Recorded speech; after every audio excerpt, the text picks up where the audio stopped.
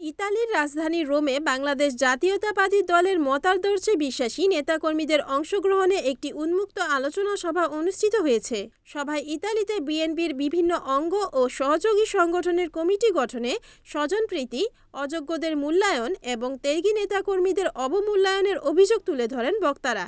রোমের spice of India রেস্টুরেন্টের সম্মেলন কক্ষে উন্মুক্ত মঞ্চ ব্যানারে এই আলোচনা সভার আয়োজন করা হয়। বরিশাল বিভাগ জাতীয়তাবাদী ফোরাম ইতালির সিনিয়র সহসভাপতি জামাল সরদারের সঞ্চালনায় অনুষ্ঠিত সভায় প্রধান আলোচক রফিকুল ইসলাম বাবু, সভাপতি মুন্সিগঞ্জ বিক্রমপুর জাতীয়তাবাদী ফোরাম জুয়েল খান সহ সভাপতি শাহজাহান, জালাল, তানভীর সোহেল সহ আরও অনেকেই। সভায় উপস্থিত ছিলেন বরিশাল বিভাগ জাতীয়তাবাদী ফোরাম ইতালির সহসভাপতি শফিকুল শিকদার, সাধারণ সম্পাদক কাজী জাহাঙ্গীর, যুগ্ম সাধারণ সম্পাদক মঈনুদ্দিন আকন লিমন, সাংগঠনিক সম্পাদক লিখন মল্লিক, প্রচার সম্পাদক সুমন সর্দার, সহসভাপতি বাইজিদ আলম মিরাজ মোল্লা ও প্যারিস মিয়া।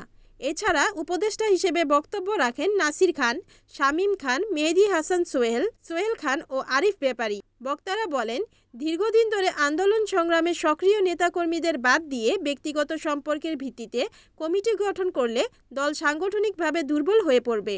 তারা দ্রুত স্বচ্ছ, অংশগ্রহণমূলক ও ত্যাগী নেতাকর্মীদের মূল্যায়নের মাধ্যমে কমিটি পুনর্গঠনের দাবি জানান। আলোচনা সভা থেকে দলীয় ঐক্য সুসংহত করা, প্রবাসী বিএনপির ভাবমূর্তি রক্ষা এবং ভবিষ্যতের আন্দোলন সংগ্রামকে শক্তিশালী করতে সকল ভেদাভেদ ভুলে সাংগঠনিক সংস্কারের আহ্বান জানানো হয়।